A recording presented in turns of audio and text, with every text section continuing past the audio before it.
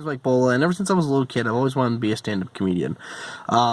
Started back when I was in like kindergarten, and they ask, what do you want to be when you grow up? Most kids are sitting there going, I want to be a cop, I want to be a lawyer, I want to be a doctor. Me, I said I wanted to be a stand-up comedian. At that point, I realized I made a really bad life choice, because the teacher looks at me and goes, Are you sure? Are you sure that's what you want to be when you grow up?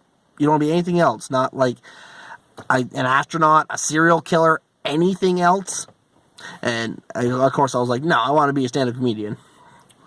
I honestly, I think that's a bullshit question to ask any 5-year-old what they want to be when they grow up. I don't think you should have to answer that question until you're at least like 25, 30 maybe. I mean, 30 is probably a good number, considering that I'm 23 and I still haven't fucking figured out what I'm doing with my life. But I mean, at 5, you have no clue what you want to be when you grow up. Most kids at 5 are still picking their nose and pissing in their pants. I mean, you have zero idea what's going on, and you say the first thing that comes to your mind. It's going to change 7 times over the year. A bullshit question to ask any kid.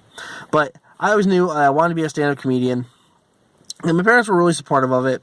My mom was. My dad was a bit of a critic.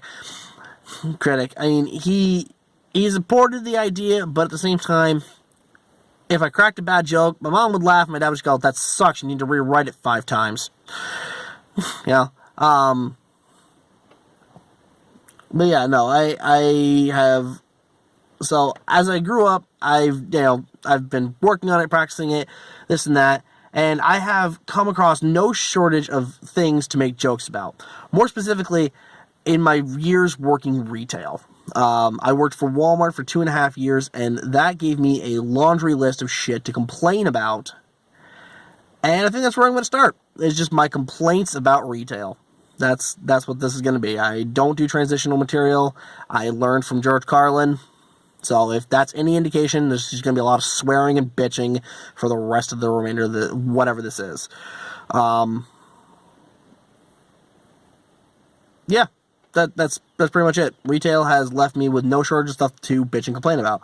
First and foremost, expired coupons. They have a goddamn date on them.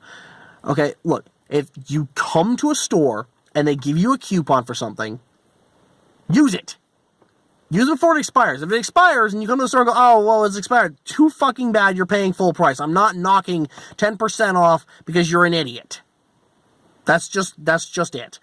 Okay?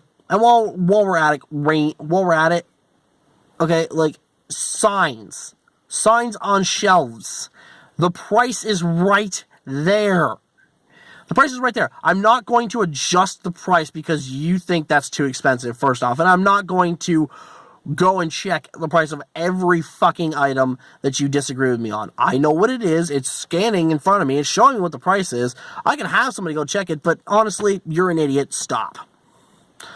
The other thing that I find annoying is parents who bring disruptive kids into stores. Don't get me wrong, I love kids. Kids are great. My problem is when parents come into a store and they're trying to pick out whole grain pasta, and their kids are running up and down the fucking aisles, knocking shit off the shelves, and it's like, could you just control your goddamn gremlins? Seriously. This has become less stand-up comedy and more of a rant, but you know what? Fuck it, I'm just going to keep going with it. Another annoyance, retail annoyance, that I dealt with when I was working at Walmart was people can't read. There's a giant sign hanging at the end of the aisle. It tells you everything that's in there. If you come into the aisle and ask, where's the peanut butter? And you see jars of peanut butter behind my head, you better go, oops, my mistake. I found them. Thank you. Because otherwise, I'm just going to sarcastically point, not say a word, and just stare at you like you're the dumbest motherfucker on the face of the earth. And that's usually what I did. That was a regular thing. I would just point at something and not say a word and just stare at the person. Except for the one guy that asked me where the cooking oil was, and I told him it was in automotive. That was fun. He actually left and went to go find it. Oh, another thing. Stop dicking around with power carts. Like, we have literally 3. There was, like, literally 3 to 5 in a store, and they're needed for the disabled or the really fat and lazy. Your college ass does not need to be in one of those riding around the store. Of course, on the flip side of that coin, I did get a lot of enjoyment when people abandoned them in the aisles and they were like half dead and I had to slow crawl that son of a bitch back to the front of the store to plug it in. That was fun because I had a line of traffic behind me. I felt like a parade. I felt it was a goddamn parade. There's like pissed off mothers and really jacked up dudes who are trying to like get to the front so they can purchase their muscle powder.